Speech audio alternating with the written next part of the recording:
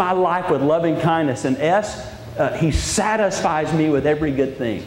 That's who we are. That's the love of God. That's the ocean of God. His the forgiveness of sin in accordance with the riches of His grace that He lavished on it. Listen to the vocabulary here. We have to get this. We live such a bucket Christian life. Drop, drop, dribble, dribble. Okay, I went to church today. I read my devotion this week. It's like every day it ought to sound like this. My life ought to... all right, never mind. Okay, seriously, it's like I live in the presence of God. He has all of this for me. I want to walk into that. Okay. And He made known to us the mystery of His will according to His good pleasure, which He purposed in Christ to be put into effect when the time will have reached their fulfillment, to bring all things in heaven and on earth under one head, even Christ. And it keeps going. It's just unbelievable. This is your Ramoth. This is the thing that belongs to you. But see, here's the deal. We're like these Israelites under Ahab. They didn't realize that Ramoth was theirs. And they were too lazy and too cowardly to go get it. I'm going to sound like the preacher for a minute. I don't really think of myself as like the preacher that I kind of grew up with. But I'm going to sound like that for a minute. We're lazy and cowardly spiritually. There's all that is ours. Let's go get it. The ignorance of the fullness of all that He has, and the slothful, what's the word? Timidity. We're timid. We're lazily timid. And because of that, we don't risk it all. We don't dare everything to go in the effort to go make it ours. Colossians chapter 2, verses 2 and 3. My purpose is that they may be encouraged in heart and united in love, so that they may have the full riches of complete understanding, in order that they may know the mystery of God, namely Christ, in whom are hidden all of the treasures of wisdom and knowledge. See, our Ramoth, all that is ours, is found in Jesus. And until we go there, until we go to Jesus, until we press into Him, everything spiritual is a mystery. Without Jesus, it's a mystery that we can't comprehend. Paul would write in another place, only the spiritual can understand spiritual things. Outside of that, it can't be understood. And so this mystery, which is Jesus, as we press into Him, God begins to let us see this mystery, which is awesome. And we can come to this complete understanding, Paul wrote. That is our treasure. So we have this treasure of riches that are in Jesus, hidden in Him. Well, that verse, I'm really strange. I know that. That verse to me is like there's this treasure hidden in Him. Well, I'm just ornery enough and got this little boy in me. There's a lot of little boy left in me. I'm like, okay, I'm going on a treasure hunt. I'm going to find it. Where's it hidden? I'm going to find it. I want to find out all there is to know about Jesus, because my life verse, so that I can walk just as He walked. Does it make sense? When we had this church in Texas where I pastored, Terry and I, it's really funny. It was a church that was really young, and when we went there, it was just a few members, and so we went, and so I was the preacher, the youth minister. Terry was the children's coordinator, the director, the piano player. We cleaned the building. I mean, it was it. And so, but we had this. Did the youth, and so we would do these things like here's one: a Polaroid scavenger hunt. Remember the old Polaroids? You take it, and then it pops out in a minute. And so we made teams. Okay, Stoney, you get your team, and Janice, you get your team, and here's a camera, and we would make these stupid lists like, all of you get your picture made in full camo, holding, something. And so it was just this whole list of things. And they would get in their car, And they'd take off and they'd go, okay, how are we going to do that? Let's go to Walmart. So they go to Walmart. They start putting on all the camo in Walmart. And they go, hey, could you take our picture? And so, okay, check that one off. I mean, it's like they're just this excitement about, let's go find out. Let's go find out the treasure. That's kind of how this is. It's like, let's go have fun. Let's find out who he is. Oh, I already did my hour of the week. I went to, really? Dribble. It belongs to you. Let's go get it. We would have these, we called it underground church. It started out that as a Bible study about how the Christians would have to hide, and they would have to get together. And by the way, what was Nate's pastor in Birmingham? David Platt. David Platt, a pastor in Birmingham, does a thing that's, what's it called, Abs? Where he... Secret Church, thank you. Yeah, Secret Church. Look, somehow go Google Secret Church, David Platt or whatever, and there's this thing, it's worldwide on the internet. And it's the whole idea about... So anyway, we had this Bible study. It was like Secret Church. And, you couldn't have a light on. And like, here's a verse. And because they would just, like, one person has one verse or a few verses. And that way, if I can't carry the whole Bible, because if I get captured and killed, then the whole Word of God. And so Brooks will have one verse, and you guard this verse. And you come, and when you come... And so we all come together, and there's this peace, and we've got the Word. It's just awesome. And so we had this deal, and so the kids loved it so much, so we ended up making a game out of it called Underground Church. And so it was the adults against the kids. And we would have Underground Church. There would be like over 200 kids show up. And so, I mean, they're dressed in black. And so we would get on one end of town. You couldn't do it in Nashville, but in this town, they get on one end of the town, and we were on the other. And they had to get from point A to church, wherever that was that we had picked, and so, I mean, it's like they're cutting through people's yards, and the dogs are the police, and I would call the police and say, listen, here's what's going on. There's about a 2-hour window here. You're going to get called. I'm just telling you, but everything's okay. Okay, thank you. And so, anyway, but here's the deal. It's not about that. It's about the excitement. It's the excitement of this. Listen, it's a thrill to love Jesus. It's a thrill. It's a joy to dig in here and go, I want to know all about this ocean, the love of God. I want to know all about what it is to have a life verse like 2 Corinthians 5:20, that He's put Himself on display in me. Yeah, He has. Isn't that awesome? That shatters everything we've ever heard about church. Okay, amen. Let's go. No. Listen to me. If this is your Christian life, you're in trouble. You are. If this hour and a half is all that you have in your spiritual life, you're in trouble. I hate to be the bearer of bad news, but it's like, this is it. This isn't it. Get rid of this. This has to go. We live in an ocean. Okay, I'm almost done. Life should be a blast getting to know Jesus. Yeah, I said that. All right, Colossians 1:27. To them, God has chosen to make known among the Gentiles the glorious riches of this mystery, which is Christ in you, the hope of glory. I wish we had time to unpack that. And we've talked about it before. But here's the deal. Christ is in me. He lives inside of you. And He wants to live His life out through me. It's like Gary's verse. He wants to live His life out. To call the world to Himself in me. Is it mine? Yeah, it's mine. But is it mine? It's like that, ours but not ours. So,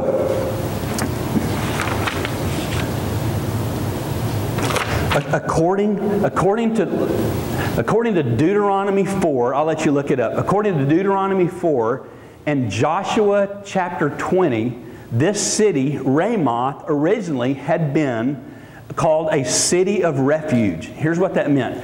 The Levites, there were 6 cities of peace, 6 cities of refuge, so that if this is under the Old Covenant law, if I accidentally killed somebody,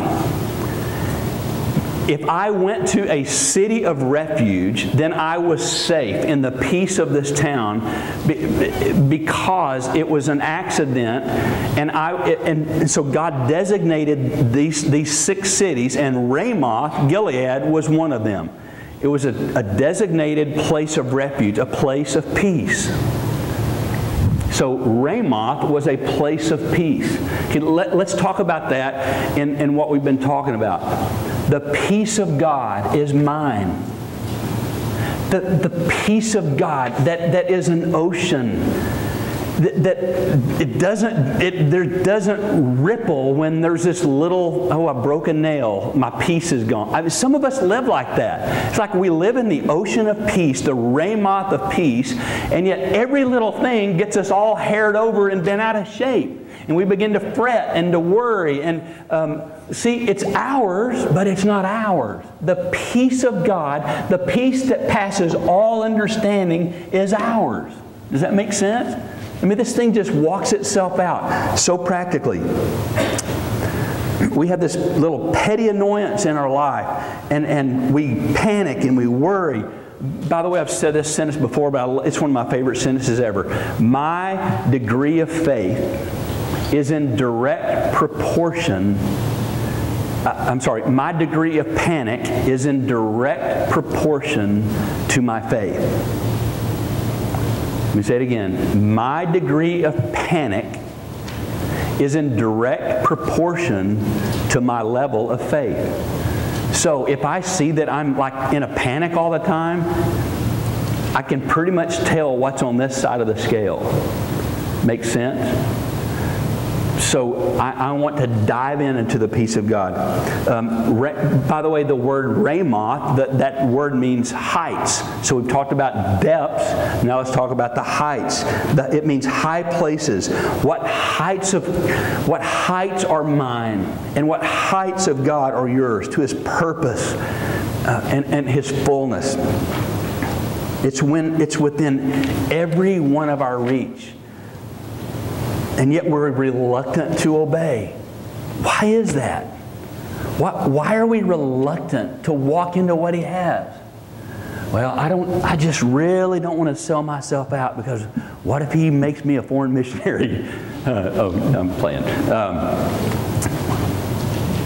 Little knowing that the center of God's will, the center of God's will is the most thrilling, exciting, rewarding, life-giving place in all of the world. It is. I got to tell you, this isn't about me. I've always tried to be very transparent and authentic with you.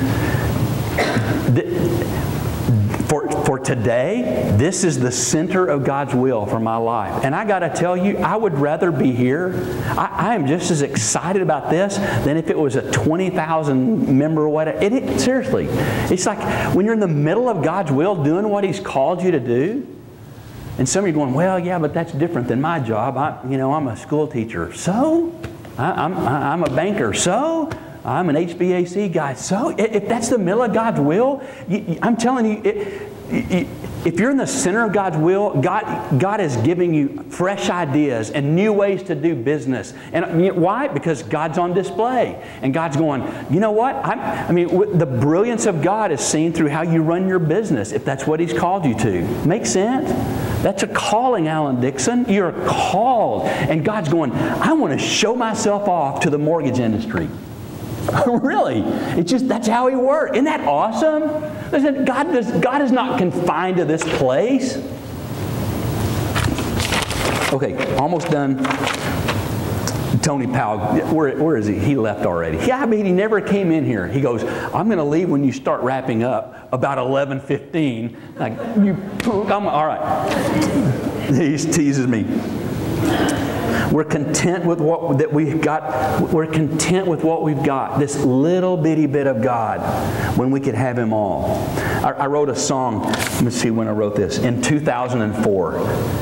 Here's what I wrote. I didn't mean for it to be a song, but here's what I wrote. So this was like 8 or 9 years ago. I cannot explain this stirring that I feel inside, but it's pulling me like gravity.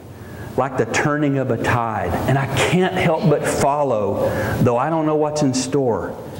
But I hear something calling me from beyond the shore to the fathomless, to the mystery, to the bottomless, to the far beneath, to the deepest deep of an ocean broad. I'm being drawn to the heart of God, to the fathomless. It's like someone spoke my name and woke me from my sleep.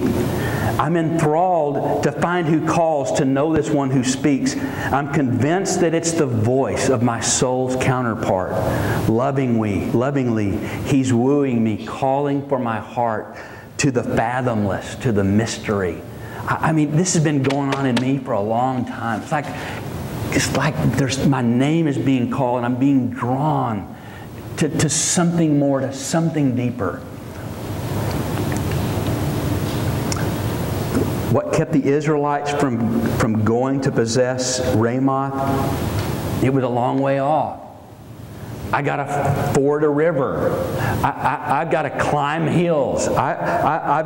There's weary marches to make. There's fights to be fought. I think I'll just stay. This is a lot of work. It is. Roll up your sleeves. Good grief. Seriously. Go to work. It is hard. Well, you have your devotional because you're the preacher. No, I don't. I had it when I was whatever I was. Because God is calling. There's this place. And so we press in. You don't pay me to press into God.